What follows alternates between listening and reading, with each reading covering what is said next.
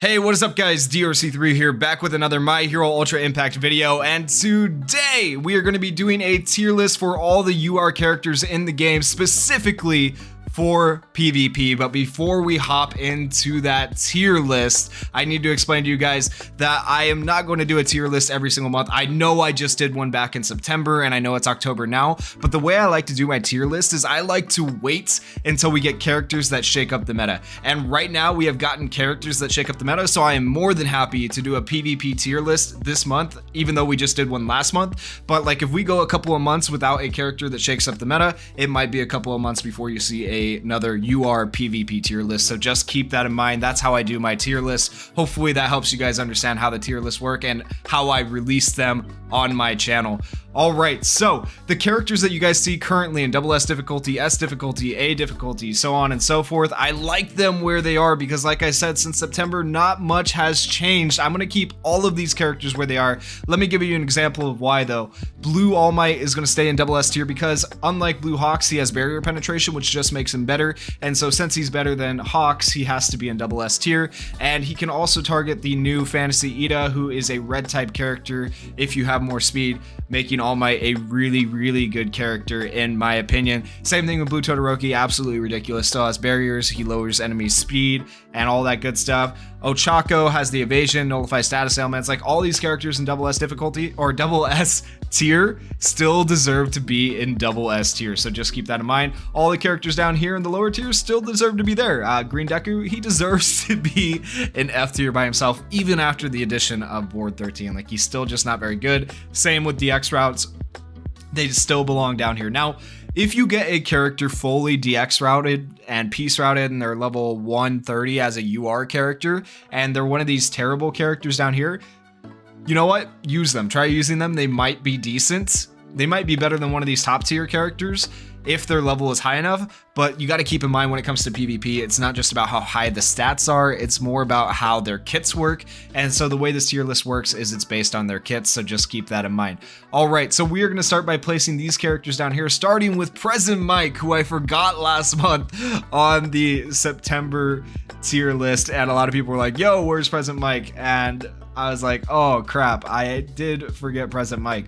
So I'm going to actually throw Present Mike in A tier. A tier because he has the attack all, which does a decent amount of damage. He has the ability to raise plus ultra gauge of allies, and he lowers defense of enemies, making him an all-around pretty decent unit in my opinion. However, he's just kind of a little bit squishy, like a lot of pro heroes seem to be for whatever reason.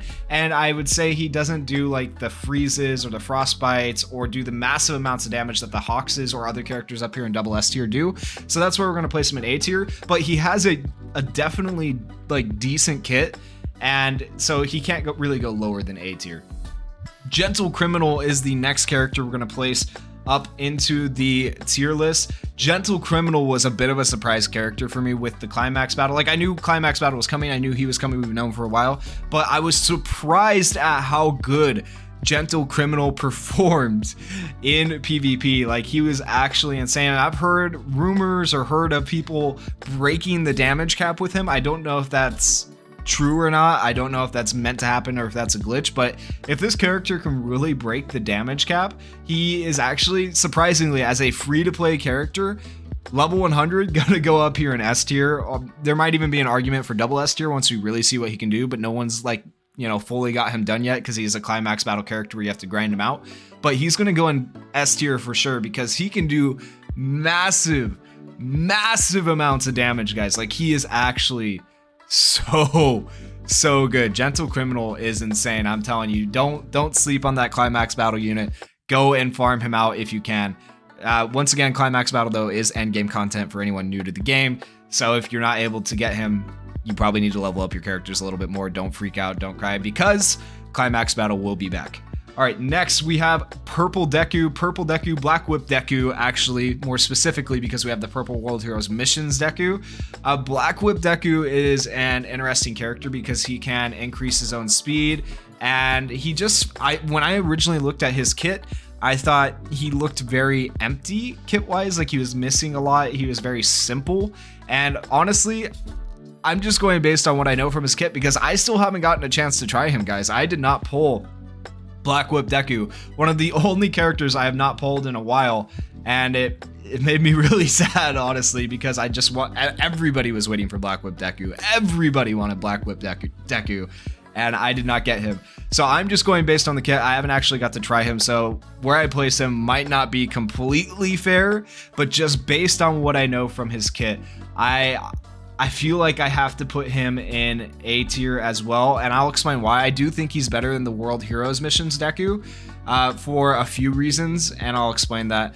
So basically his Plus Ultra has the chance to bind. That already makes him better than the World Heroes Missions Deku, because World Heroes Missions Deku doesn't have like any status elements at all, and so that makes it a bit rough for him. And then his action skills are 5 turns and 3 turn cooldowns. If you place him with like Ocean Sun or Araka, he can be really good with Ocean Sun or Araka because she lowers the cooldowns. Or you place him with Fantasy Ida, who's down here, he lowers cooldowns, and then that turns that 5 turn cooldown into a 4 turn cooldown, or turns that 3 turn cooldown into a 2 turn cooldown. So that having a 2 turn cooldown on an action skill is actually insane for PvP. And then with his first action skill, he also increases his own speed by 40% for 3 turns and gains the ability to evade. So like imagine putting him with Araka, who gives evasion, and Fantasy Ida, who gives evasion. Black Whip Deku can actually be a really decent UR character. So I would definitely put him in A tier. Almost might be an argument for S tier. But I just don't know because I haven't had the chance to use him and see how good he actually is on paper. I'm thinking his stats just won't be as good as like some of these other characters up here in double S tier, especially the fantasy characters. And so that's why I'm keeping him in A tier overall. Next, we have Fantasy Ida. Fantasy Ida is a beautiful unit, like one of my favorite units in the game. I love Ida as a character. Yeah, it should be no surprise to you guys that I am putting Fantasy Ida in double S tier. Once again, this is in no particular order. I'm not saying he's worse than Ocean Sun or Araka or better than Nijire, but he is definitely up here in double S tier, because with the introduction of Fantasy Ida, you can now run these 3 together right here in a ridiculous combo where she gives evasion, he gives barriers, he gives himself evasion and draws aggro to himself. It's just a ridiculous team if you guys have seen any of my PvP videos. So Ida is just insane with having his evasion. He does good amounts of damage, he draws aggro. Like, he is just one of the best characters in the game, and I'm so happy to have a good Ida in the game, honestly. So definitely double S tier with that character. Next, we have Mount Lady. We're going to do Mount Lady next because Mount Lady came out before Mirko, and Mirko is one I want to talk about last because I really do like Mirko. So Mount Lady is an interesting character, having 2 attack alls. 2 attack alls right there is insane on its own, guys. And then she has really good survivability as a pro hero. The one thing she lacks kind of is speed, but she is looking really like decent. And so for right now, I'm going to place her in A tier as well. She, like I said, lacks speed and lacks the ability to heal is the problem, and that's really the big problem for the Pro Heroes team in general. They lack a good Pro Hero support, but I could foresee a future where we get a Pro Hero support and we can run Mirko, Mount Lady, and whatever that Pro Hero support is together, have insane survivability and healing and damage, and it would be really good. So Mount Lady for right now goes in A tier, but I could definitely see her moving up in the future depending on what characters they introduce to the game. Next, we have Mirko, or Mommy as I like to call her, because she is looking so thick in the anime. She is looking so good in the anime. Like, I don't like to spoil things for myself, so I don't read the manga. I wait for the anime to come out. I didn't really know anything about this character because I like to be surprised by the anime, and oh my gosh, I was smitten with this character. So I'm not gonna lie to you when I say I summoned for the anime because I just like the character so much, but also her kit is really good, specifically her passive that gives 30% speed to all pro heroes. You can't beat that. You literally cannot beat that. That is like one of the best passives in the game and would be better, like I said, if we had a support pro hero. So I will place Mirko in A tier for right now, because like it hurts me to do that, just simply because we don't have a support pro hero. I would say Hawks is still going to be slightly better. Like, if we were comparing them, Hawks is still slightly better than Mirko in terms of damage, but Actually, no, she goes S tier. She goes S tier. I had to debate on that in my mind. I was able to perfect one of the most ridiculous teams. This Ida, this Uraraka, and this Todoroki all together with Mirko on my team because she gave me speed advantage. So I'm going to put her in S tier.